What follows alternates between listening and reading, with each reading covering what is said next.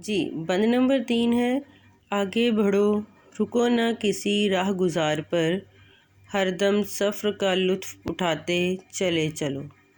مایوسیوں میں چھیڑ دو نغمے امید کے، تاریکیوں میں جوت جگاتے چلے چلو۔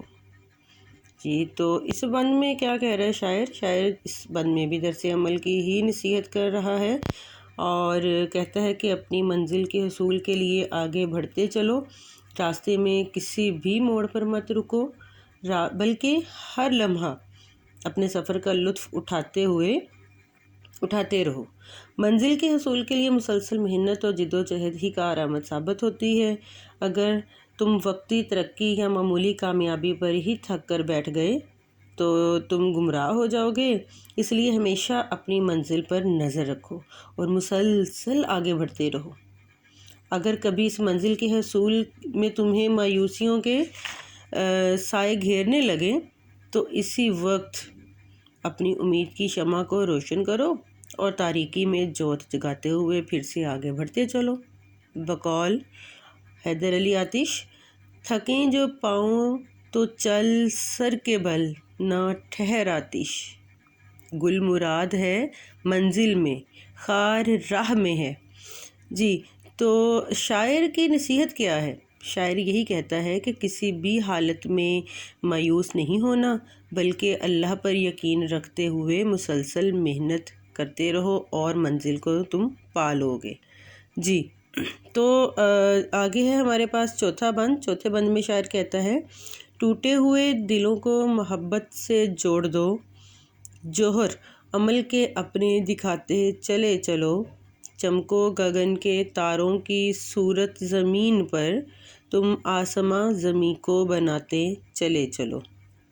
اب دیکھیں پوری جو ہے وہ نظم میں شاعر ایک ہی بات بار بار کہہ رہا ہے کہ تھکنا نہیں ہے، گھبرانا نہیں ہے، مایوس نہیں ہونا، پریشان نہیں ہونا، بلکہ مسلسل محنت کرنی ہے۔ اگر وقتی طور پر کوئی جو ہے وہ ناکامی آ جاتی ہے، وقتی طور پر کوئی ٹھہراؤ آ جاتا ہے تو ہمیں جو ہے وہ مایوس نہیں ہونا۔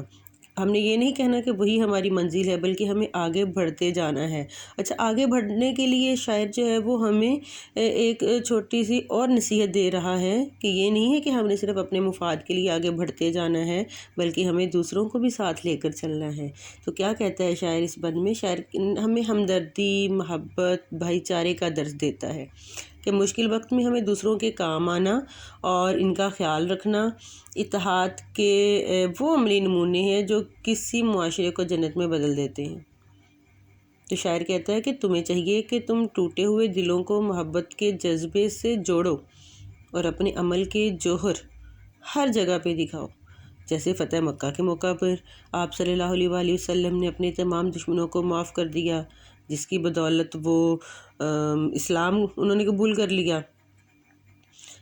وہ کہتا ہے کہ محض یہی نہیں بلکہ آسمان کے ستاروں کی صورت تمہیں زمین پہ چمکنا اور روشنی پھیلانی ہے، یعنی اپنے کام اور عمل سے عظیم بننا ہے اور دوسروں کے لیے سود مند ثابت ہونا ہے۔ تمہیں چاہیے کہ تم اپنے کارناموں اور روشنیوں سے زمین کو بھی آسمان کی طرح بناتے ہوئے آگے بڑھو۔